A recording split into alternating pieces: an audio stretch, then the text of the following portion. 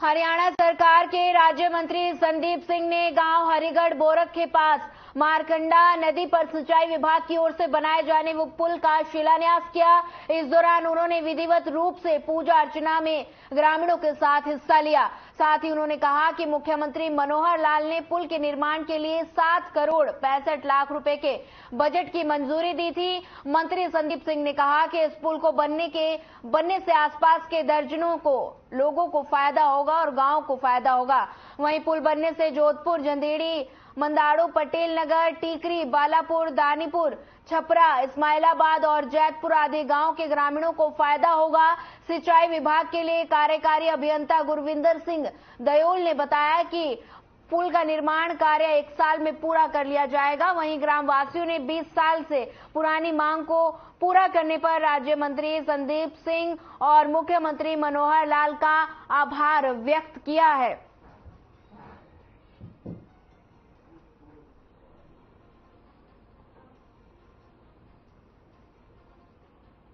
उस तरफ के पुल तक, मतलब उस तरफ के बांध तक, दोनों बांधों के बीच में ये पूरा एरिया पक्का होगा और इसमें लगभग 3 स्पैन बनेंगे, 30-30 मीटर के, 90 मीटर के, लगभग 300 फुट की लंबाई में ये पुल बनेगा। जो इसमें सबसे बड़ी दिक्कत थी ये कि जो कुछ टेक्निकल रीजंस थे वो कहते हैं इसको नीचे नीचे बना लो क्योंकि ताकि इसका खर्चा कम हो। लेकिन फिर मंत्री जी ने कहा कि इससे लोगों को बाढ़ की समस्या की परेशानी होगी, आप इसको पूरा स्पैन देके, पूरा पाथवे देके तभी इसको आगे चढ़ाओ, अदरवाइज इसका कोई फायदा नहीं है, कल को पीछे लोगों का नुकसान होगा। ये लगभग 15 साल से भी ज्यादा पुरानी मांग है। इसमें 15 से 20 गांव, मेजर गांव जिनको ये इसका लाभ मिलेगा और ये 7 करोड़ 65 लाख की ये पास हुआ है और आज इसका काम शुरू है। वैसे माननीय मुख्यमंत्री जी का मैं धन्यवाद करूंगा, उन्होंने काफी दिन पहले जब स्टेट लेवल का एक प्रोग्राम हुआ था, इसमें काफी प्रोग्राम थे जिसमें उन्होंने उद्घाटन किए, शिलान्यास किए थे।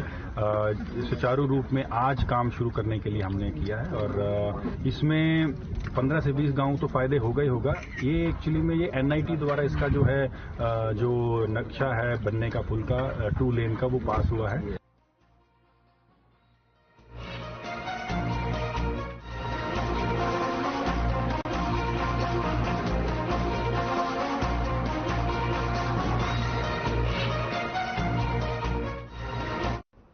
हरियाणा के नूंह जिले में तावड़ू उपमंडल के दिनारा बाईपास पर धारूहेड़ा के पलवल के लिए जा रही बस में विस्फोट होने का मामला सामने आया है। ड्राइवर ने बताया कि एक सवारी के पास कुछ विस्फोटक सामग्री थी जो विस्फोट हो गई। विस्फोट होने के बाद बस में मौजूद सवारियों में अफरा तफरी मच गई। वहीं एक व्यक्ति चलती बस से कूद गया और 2 लोग गंभीर रूप से झुलस गए, जिसको निजी अस्पताल में भर्ती करा लिया गया है। वहीं दोनों की हालत गंभीर है। बता दें चले कि रोडवेज चालक की सूझबूझ से बस को फौरन रोककर सवारियों को बाहर निकाला गया और लोगों की मदद से दोनों घायलों को अस्पताल पहुंचाया गया।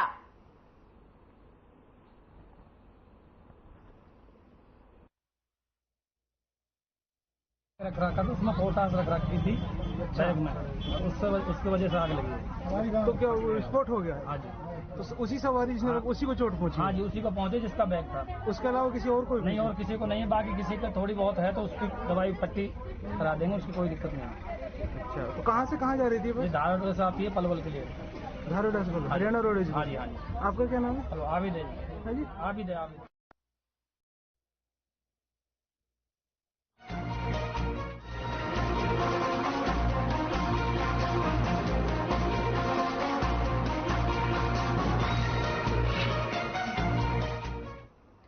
कुरुक्षेत्र विश्वविद्यालय के कुलपति प्रोफेसर सोमनाथ सचदेवा ने हरियाणवी संस्कृति के महाकुंभ रत्नावली की विवरणिका का विमोचन किया और राज्य स्तरीय सांस्कृतिक उत्सव के आयोजन करने का अधिकारियों को निर्देश दिए। 28 से 31 अक्टूबर तक आयोजित होने वाले समारोह को सफल बनाने के लिए विद्यालय प्रशासन ने 14 कमेटियों का गठन कर 14 कन्वीनर और 75 सदस्यों की नियुक्ति की है। वहीं 4 दिनों तक 6 मंचों पर 3000 से ज्यादा युवा कलाकार हरियाणवी संस्कृति से अप्रोवोत 34 विधाओं में अपनी प्रस्तुति देंगे। वहीं संस्कृति कार्यक्रम विभाग के निदेशक प्रो महासिंह ने पूनिया ने बताया कि हरियाणवी संस्कृति को पहचान दिलाने में रत्नावली समारोह का विशेष योगदान है। साथ ही उन्होंने कहा कि राज्य स्तरीय समारोह के लिए सभी तैयारियां पूरी कर ली गई हैं और इस बार का उत्सव कुछ खास और भव्य होगा।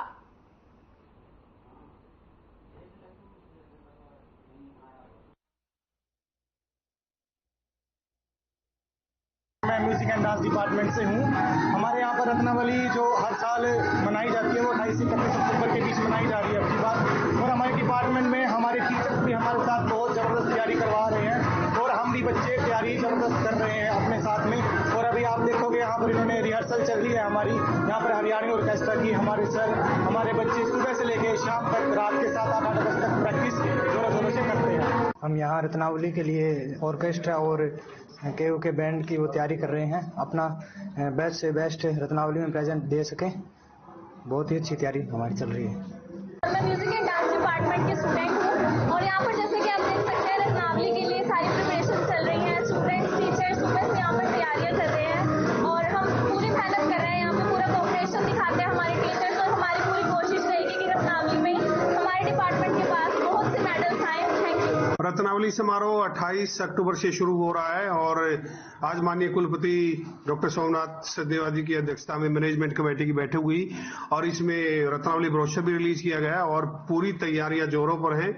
और अलग अलग हरियाणा के अलग अलग जो हिस्से हैं वहां से जो टीमें इसमें भाग लेने के लिए आ रही हैं और पूरे जोर शोर से कैंपस में पूरी तैयारियां चल रही हैं और मुझे लगता है कि अब की बार रत्नावली जो समारोह है वो बिल्कुल अलग होगा। इसके साथ ही मैं सभी की जानकारी के लिए बताना चाहता हूं कि एक पूरा गांव स्थापित कर रहे हैं, हम झोपड़ियां बना रहे हैं, हरियाणवी पंडाल बना रहे हैं और इसके साथ ही एक जो दमोड़ा मंच भी होगा और 20 फुट से लंबी एक जो है रत्नावली की स्थापना भी की जा रही है। वो सेल्फी पॉइंट के रूप में बच्चों के लिए आकर्षण होगी और उसके हरियाणवी खान पान और हरियाणवी हस्तकला सभी जो नमूने हैं वो यहाँ पर देखने को मिलेंगे।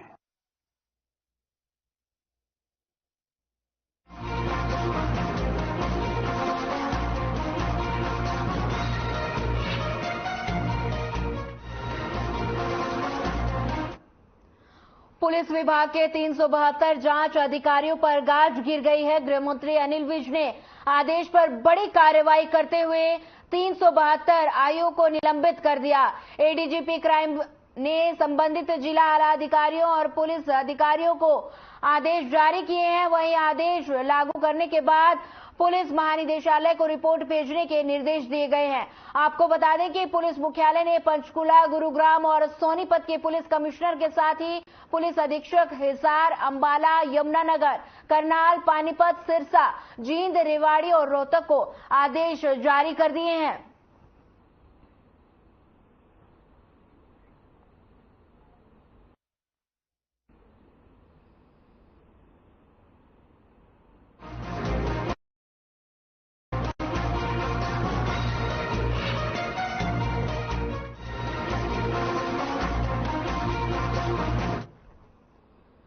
दिल्ली एनसीआर क्षेत्र में लगातार बढ़ते वायु प्रदूषण ने सरकार की चिंता बढ़ा दी है। वायु प्रदूषण के रोकथाम के लिए सरकार ने कहा कि दिल्ली एनसीआर शहरों के बीच केवल इलेक्ट्रॉनिक सीएनजी और बीएसवीआई अनुपालक डीजल बसों को संचालित किया जाएगा। इस आदेश का असर दिल्ली, हरियाणा, उत्तर प्रदेश और राजस्थान के कुछ शहरों के बीच देखने को मिल सकता है। वहीं बता दें कि सभी दिल्ली एनसीआर रीजन में आते हैं और वायु गुणवत्ता प्रबंधन आयोग ने घोषणा करते हुए कहा कि 1 नवंबर से केवल इलेक्ट्रॉनिक सीएनजी और बीएसवीआई अनुपालक डीजल बसों को दिल्ली और हरियाणा के शहरों और कस्बों के बीच संचालित करने की अनुमति दी जाएगी।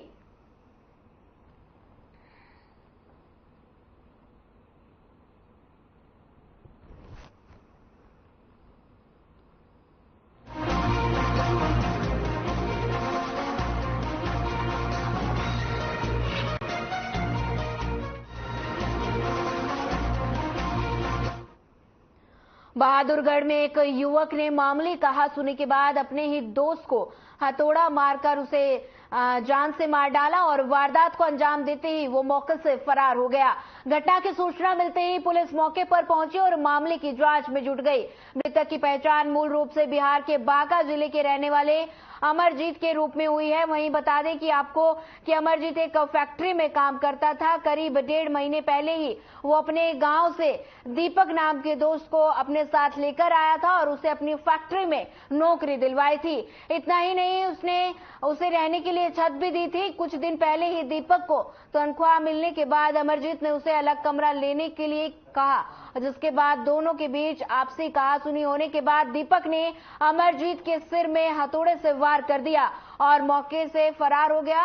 और बता दें कि इंस्पेक्टर जितेंद्र ने बताया कि आरोपी दीपक के खिलाफ मामला दर्ज कर लिया गया है और उसकी गिरफ्तारी के प्रयास भी शुरू कर दिए गए हैं। इसी के साथ अमरजीत केशव का पोस्टमार्टम भी बहादुरगढ़ के सामान्य अस्पताल में करवाया जा रहा है।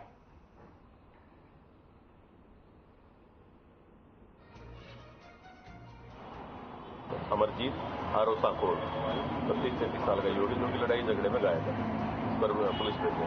जब हम यहाँ आए तो इन्होंने रेफर कर दिया था। उसकी हालत जो कि थोड़ी सीरियस थी, इन्होंने ब्रह्म शक्ति हॉस्पिटल में रेफर कर दिया। वहाँ जाने पर उसकी मृत्यु हो गई। वहाँ उसकी पत्नी से संपर्क किया गया तो उससे पूछताछ की। उसने बताया कि ये इन्हीं के गांव का लड़का दीपक, जिन्होंने नौकरी के लिए बुला रखा था, 1.5 महीने यहाँ अपने पास रखते थे। ये इसको खाना वगैरह देते थे और साथ के कमरे में सो जाता था।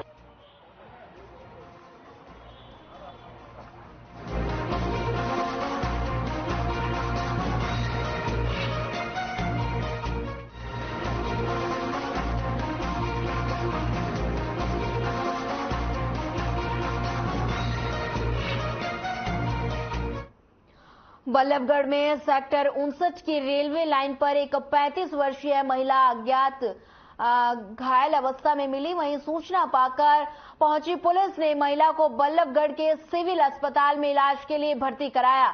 फिलहाल महिला अभी बेहोशी की हालत में है, अभी उसकी पहचान नहीं हो पाई है।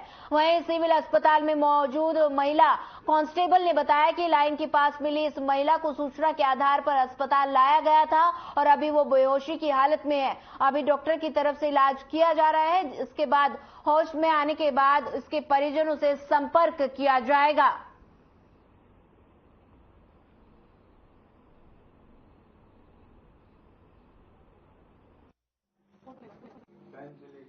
बहन कौन सूचना मिली है और ये रेलवे लाइन से इंजर्ड हो गई थी। उसको लेकर हम बड़ा इलाज हॉस्पिटल में दाखिल किए।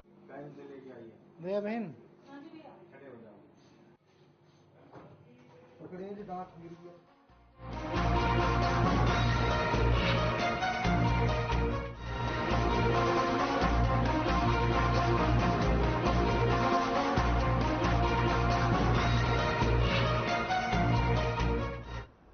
बल्लभगढ़ अनाज मंडी में डीएपी खाद और यूरिया न मिलने पर खाद लेने आए किसानों ने हंगामा कर दिया। किसानों का कहना है कि सुबह 5 बजे से लाइन में खड़े हैं और दोपहर के 1 बज चुके हैं, अभी तक डीएपी खाद नहीं मिला। खाद सेंटर पर बैठे लोग पहले सभी के नाम की पर्ची बनाई और फिर उन पर्चियों को हटा दिया।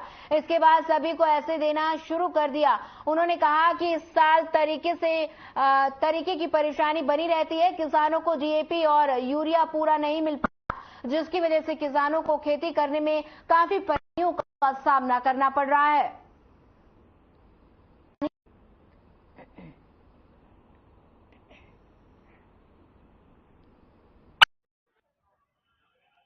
काफी लंबी है, 6-6 बजे आके बैठे हैं तब भी खाद न मिले हैं।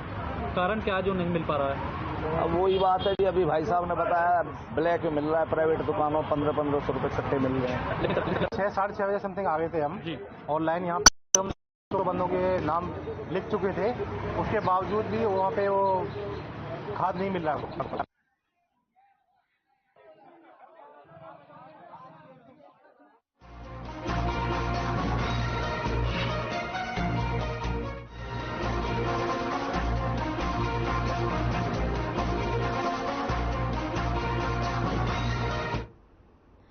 घरौंडा अनाज मंडी में गड़बड़ियां रोकने के तमाम सरकारी प्रयास फीके पड़ते दिखाई दे रहे हैं। प्रशासनिक अधिकारियों और कर्मचारियों के तबादले हो या मॉनिटरिंग करने का कार्य सभी काम किए जाने के बावजूद स्थानीय किसानों को परेशानी कम नहीं हो रही। धान बिकने के बाद लंबे समय तक लिफ्ट नहीं जाती है और कुछ फंडियों पर 15 दिन तक पहले बिक चुकी धान का उठान नहीं हुआ। ऐसे में मंडियों में जाम और अव्यवस्था बनी रहती है।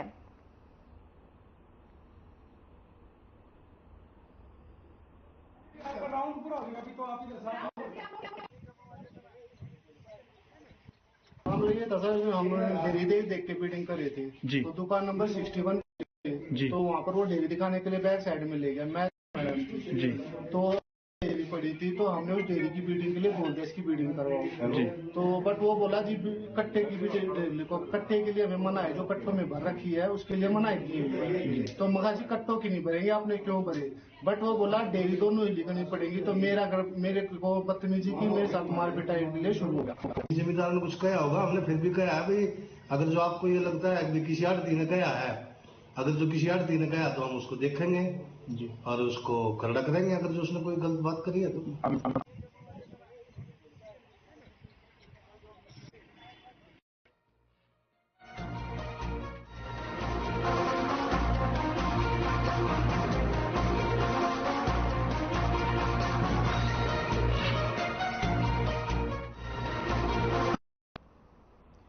गुरुग्राम पुलिस की क्राइम यूनिट सेक्टर 39 की टीम ने पादरी गैंग के सरगना को पत्नी समेत गिरफ्तार करने में सफलता हासिल की है। बता दें कि आरोपी पर 50,000 रुपए का इनाम था। एसीपी क्राइम वरुण दहिया की माने तो साइबर सिटी में लगातार हो रही अवैध रूप से हथियारों की सप्लाई के मामले में वांछित मन्ना सिंह की तलाश की जा रही थी।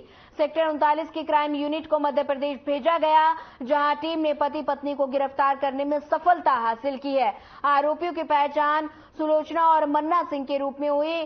पुलिस ने दोनों आरोपियों को रिमांड पर लेने की तैयारी शुरू कर दी है। वहीं रिमांड के दौरान पुलिस आरोपियों से दर्ज मामलों में पूछताछ कर सबूत जुटाने का प्रयास करेगी।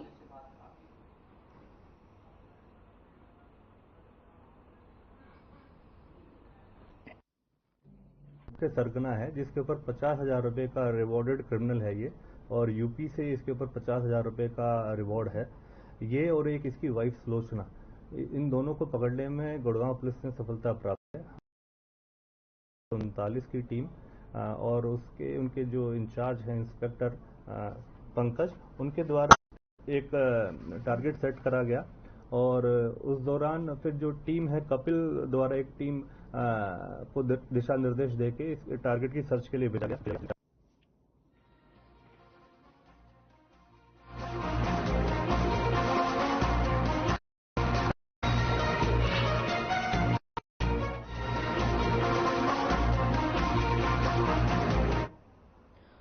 गुरुग्राम पुलिस कमिश्नर ऑफिस के पास ग्रामीणों ने प्रदर्शन किया। आपको बता दें कि बजगेड़ा एसएचओ की तरफ से ग्रामीणों के साथ की गई बदतमीजी के मामले में ग्रामीणों ने पुलिस कमिश्नर ऑफिसर के पास प्रदर्शन किया और एसएचओ के खिलाफ कार्रवाई करने की मांग की।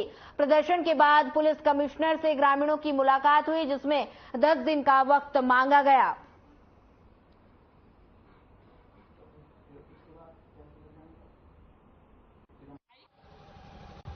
मैं इसका 10 दिन के अंदर डीसीपी क्राइम को उसने बोल दिया था। उसी टाइम डीसीपी क्राइम ने हमें बुला भी लिया था और हमारी बात उन्होंने बैठ के सुन भी ली थी और सुनने के बाद एसीपी क्राइम को उन्होंने भेज दिया है। उन्होंने कहा है कि आप ये 10 दिन के अंदर इसमें पूरी कार्रवाई साफ सुथरी, जितनी भी जो गलतियाँ किसी की जो बीमारियों से हुई थी सारी निकाल के रिपोर्ट बना के दे दूंगा। उसके बाद डीसीपी कमिश्नर साहब धरना प्रदर्शन है। ये बजगेड़ा गांव की विधवा महिला है फतेरी शर्मा, उसकी जमीन पर कुछ आदमी कब्जा करना चाहते हैं और एसएचओ बजगेड़ा उनकी मदद कर रहा है। और जब सामाजिक आदमी वहां गए तो उनके खिलाफ मुकदमा दर्ज कर दिया। हमने यही मांग रखी है कि इसकी निष्पक्ष जांच हो।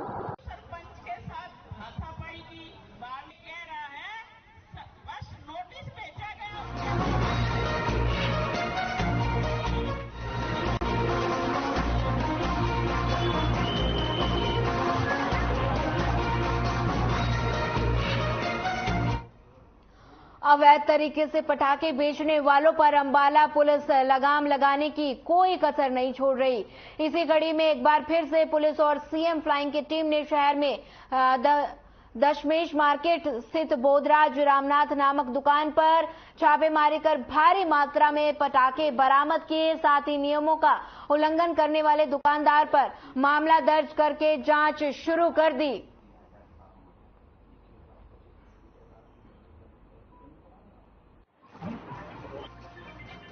जी, आज मेरे पास सूचना प्राप्त हुई थी। यहाँ ना सीएम फ्लाइंग ने रेड पाई थी यहाँ पे पटाखों वाले भीड़ भाड़ वाले स्थान पर जहाँ पटाखे बेच रहे लोग, बड़े बड़े पटाखे हैं। तो इस पर सूचना प्राप्त होगा, मैं मौके पर आया और मेरे को वो शिकायत लग रहे थे। मैं मुनासिब को जो भी मान लिया उसके अगर कानूनी कार्रवाई वो करता।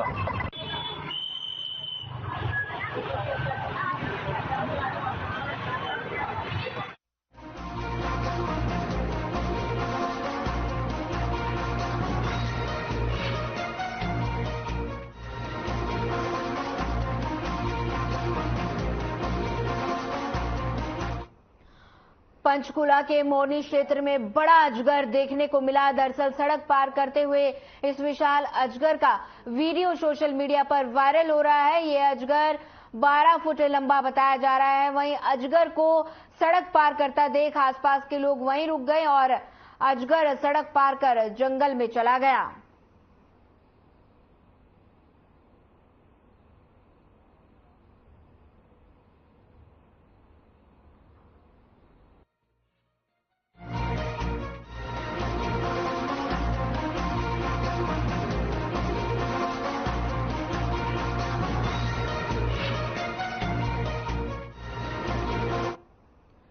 जिले भर में फैले वायु प्रदूषण और खराब एयर क्वालिटी को लेकर प्रशासन पूरी तरह से सख्त हो गया है। प्रशासन की पूरी नजर प्रदूषण फैलाने वाले वाहनों और फैक्ट्रियों पर है। इसके लिए संबंधित अधिकारियों को सख्त आदेश दिए गए हैं कि उपायुक्त के अनुसार जिला भर के 4 किसानों के खिलाफ पराली जलाने के मामले दर्ज किए गए हैं और जिले के किसानों से अपील की गई है कि वो पराली ना जलाएं और इसके लिए शासन प्रशासन का साथ दें। उपायुक्त के अनुसार दीपावली की दृष्टिगत प्रदूषण फैलाने वाले पटाखों की बिक्री पर एक तरह से पूर्णतः रोक लगाई जाए। वहीं केवल ग्रीन पटाखों पर ही बिक्री हो पाएगी। कोई भी यदि इसकी उल्लंघना करता मिला तो उसके खिलाफ कार्रवाई अमल में लाया जाएगा।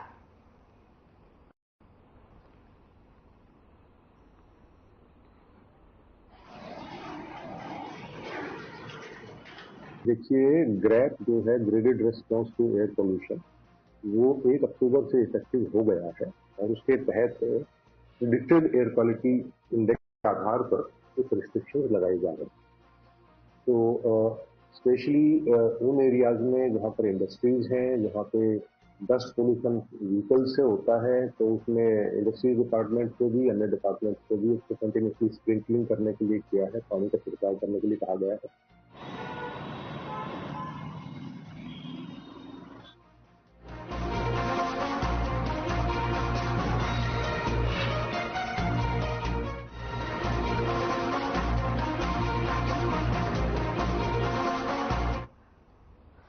गांव राखीगढ़ी की बेटी ने पंजाब जुडिशियल सर्विस के परिणाम में 50वां रैंक हासिल किया और उनकी नियुक्ति पंजाब में ही जज के पद पर हुई। इस खुशी में बारा खाप की तरफ से उनको राखीगढ़ी खाप के चबूतरे पर सम्मानित किया गया। नंदिता शर्मा ने बताया कि वो फिलहाल पंचकुला में रहती है और उन्होंने पंजाब यूनिवर्सिटी के UILS से कानून की पढ़ाई की। उसकी माता प्रीति गृहिणी है और पिता जगदीप प्रॉपर्टी डीलर का काम करते हैं। जब वो 10वीं कक्षा में पढ़ती थी तो एक कार्यक्रम में जज को मुख्य अतिथि बनाया गया था। उसको देखकर वो प्रभावित हो गई और उसी दिन ठान लिया था कि वो बड़ी होकर जज बनेगी।